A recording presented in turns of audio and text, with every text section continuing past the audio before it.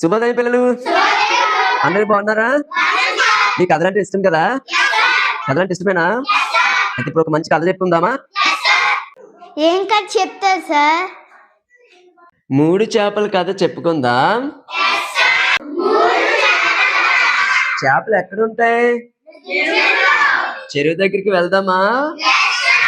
Okay.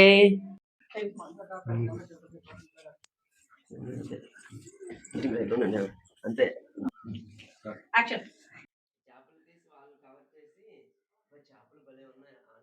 అబ్బాయి చెరువు చాలా బాగుంది, దీని కథ అంటే చెప్పండి సార్.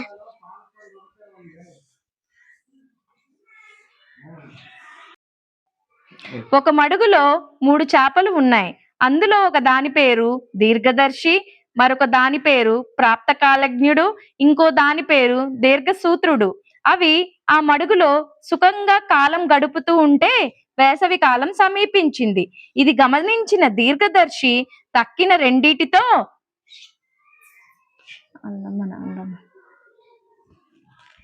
ఈ మడుగు చాలా చిన్నది, వేసవిలో ఎండిపోతుంది కనుక ఎప్పుడు ఎండిపోయినా పెద్ద మడుగులోకి వెళ్ళిపోదాం అంది. ఇది విని ప్రాప్తకాలజ్ఞుడు, వేసవి వస్తే ఈ మడుగు ఎండిపోతుందని ఎలా చెప్పగలవు? ఒకవేళ ఎండిపోవడం ప్రాప్తకాలజ్ఞుడు, వేసవి వస్తే ఈ మడుగు ఎండిపోతుందని ఎలా చెప్పగలవు? ఒకవేళ ఎండిపోవడమే నిజం అయితే అప్పుడే ఏదో ఒక ఉపాయం తోచకపోతుందా? ఇప్పుడు ఈ మడుగు నిండుగా ఉంది, ఎప్పుడో కష్టం వస్తుందని ఇప్పుడే ఈ మడుగు విడిచిపెట్టి మంచిది కాదు అంది. సూత్రుడు, మీ మాటలు చాలా తికమకగా ఉన్నాయి. ఈ మడుగు మహాసముద్రం వలె పెద్దది, అనవసరంగా భయపడుతున్నారు కాబట్టి మనం ఇక్కడి నుండి కదలడం మంచిది కాదు అంది. దీర్ఘదర్శికి ఈ మాటలు నచ్చలేదు. వేసవిలో ఇక్కడ ఉండడం అపాయకరమని అనుకుంది. దీర్ఘదర్శి వెంటనే మడుగులోకి నీరు వచ్చే పిల్ల కాలువలో ప్రవేశించింది. అక్కడ దానిలో నుండి సముద్రంలా ఉండే ఒక పెద్ద మడుగులోకి ప్రవేశించింది. అక్కడ నిశ్చింతగా గడుపుసాగింది. ఇంతలోనే వేసవి కాలం రానే వచ్చింది. ఒక్కొక్క చెరువు ఎండిపోసాగింది. మరికొన్ని రోజులకు మడుగు దగ్గరికి వలలు పట్టుకొని జాలర్లు వచ్చారు. చేపలన్నీ తప్పించుకోవడానికి ఎంత ప్రయత్నించినా ఫలితం లేకపోయింది. జాలర్లకు దొరికిపోయాయి. దొరికిన చేపలన్నిటినీ వారు ఒక తాడుకు గుచ్చసాగారు. అది చూచి ప్రాప్తకాలజ్ఞుడు, అయ్యో పెద్ద చిక్కు వచ్చింది, ఇప్పుడు బాధపడుతూ కూర్చోక ఏదైనా ఉపాయం ఆలోచించాలి అని తీవ్రంగా ఆలోచించింది. ఇంతలో చేపలు గుచ్చిన తాడుతో అక్కడికి ఒక జాలారి వచ్చాడు. అప్పుడు ప్రాప్తకాలజ్ఞుడు, నేనిప్పుడు ఆ తాడుని నోటితో కరిచి పట్టుకుంటా. జాలారి నన్ను చూచి గుచ్చబడిన చేప అని అనుకుంటాడు.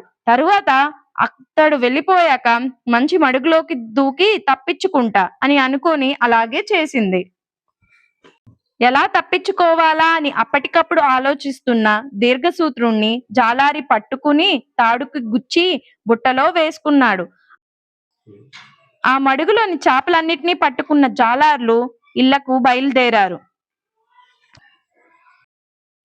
వారికి దారిలో ఒక పెద్ద కాలువ కనబడింది. బురదతో ఉన్న చేపల్ని కడగడానికి జాలర్లు కాలువలోకి దిగారు. ప్రాప్తకాలజ్ఞుడు వెంటనే ఆ తాడు వదిలిపెట్టి జాలర్లకు అందకుండా కాలువలో మునిగి తప్పించుకుంది. కథ విన్నారా పిల్లలు? ఈ కథలో నీతి ఏంటి? ఈ కథ ద్వారా మీరు ఏం తెలుసుకున్నారో ఒక్కొక్కరిగా చెప్పాలి, సరేనా?